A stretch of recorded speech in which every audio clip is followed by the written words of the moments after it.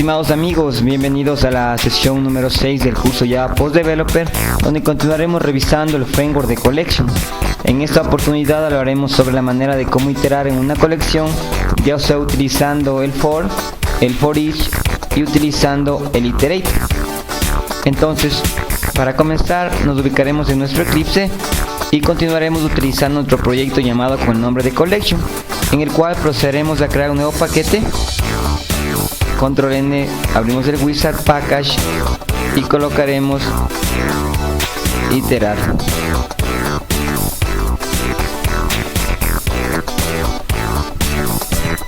Posteriormente a esto crearemos una nueva clase llamada con el nombre de iterar colección. Marcaremos la opción el checks para generar los comentarios y presionaremos finish. Escribimos un comentario, clase para ejemplificar el uso de las formas de iterar en una colección. Procederemos a crear tres métodos con la siguiente firma: public void iterar usando for,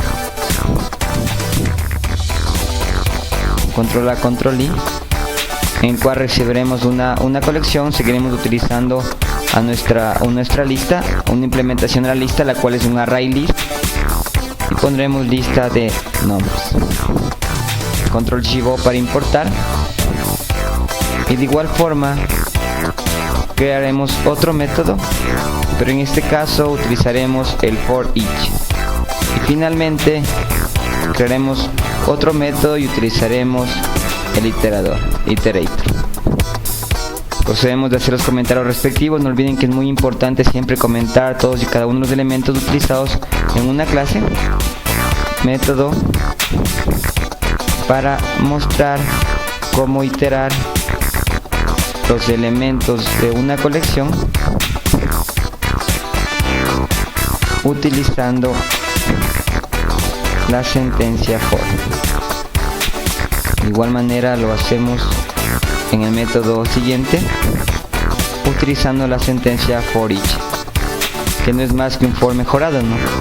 En el cual se omiten ciertos componentes que vamos a ver en este momento, a recordar un poco lo que vimos en una sesión anterior, en un capítulo de este mismo curso, y finalmente utilizando el iterador.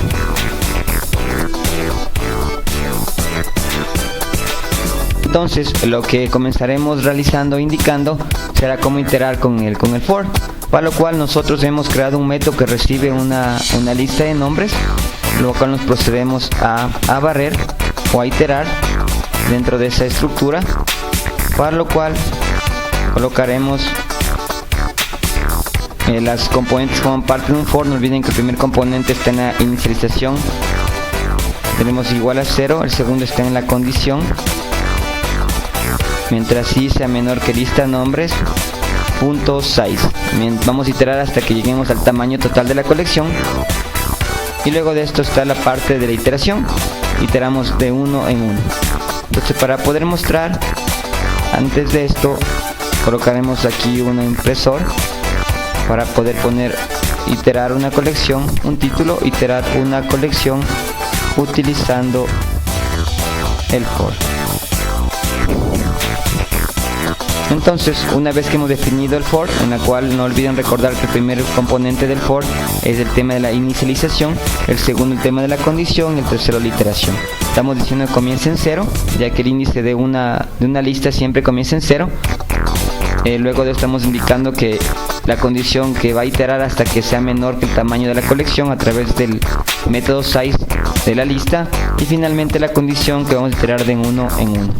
Entonces vamos a mandar a imprimir elemento en tal posición, concatenemos con la posición, dos puntos, y aquí sería la posición. Lista nombres punto get, y mandaremos el índice. De esta manera hemos procedido a generar la iteración en la colección, en este caso una lista de nombres, utilizando un for. en la cual estamos condicionados por el tamaño de la lista y vamos a barrernos uno por uno. Posteriormente a esto vamos a proceder a realizar algo similar en el siguiente for, que en este caso utilizaremos para iterar una colección, el for each, el cual es similar al for pero cambia en su estructuración.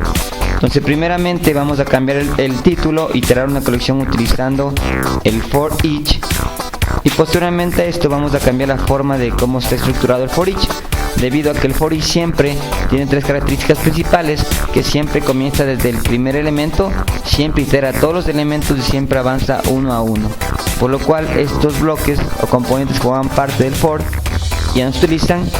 Y ahora, ¿cómo se escribe o se estructura un for each? Lo que va al lado izquierdo o como primer componente es el objeto unitario de mi colección o estructura de datos. En este caso, el elemento unitario de mi lista, de mi array list, es un objeto, ya que no hemos definido ningún tipo de dato en específico, así que es un object. A continuación de esto, lo que va es un alias, nombre temporal,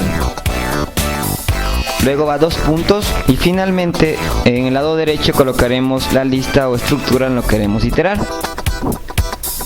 Como podemos apreciar, en el lado izquierdo tenemos el objeto unitario, tenemos un alias y al lado derecho tenemos la estructura o colección que queremos iterar. En este caso el iterador va a ser el alias, entonces aquí podemos poner el tema de elemento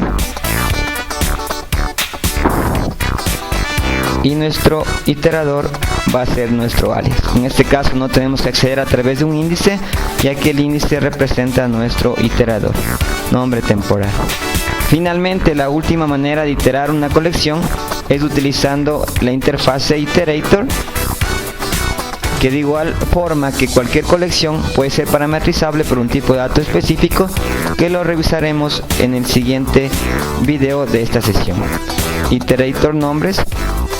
Como les mencionaba, toda colección dispone de este método iterador, que no es más que una interfase que me da los mecanismos de operaciones para que pueda barrerme a través de una colección. Utilizaremos un while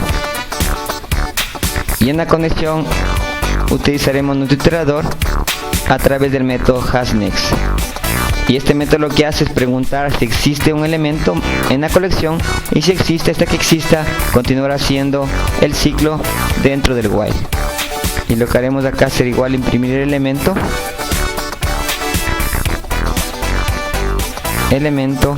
pero en este caso cuando utilizamos iteradores, utilizamos nuestro iterador a través del método next.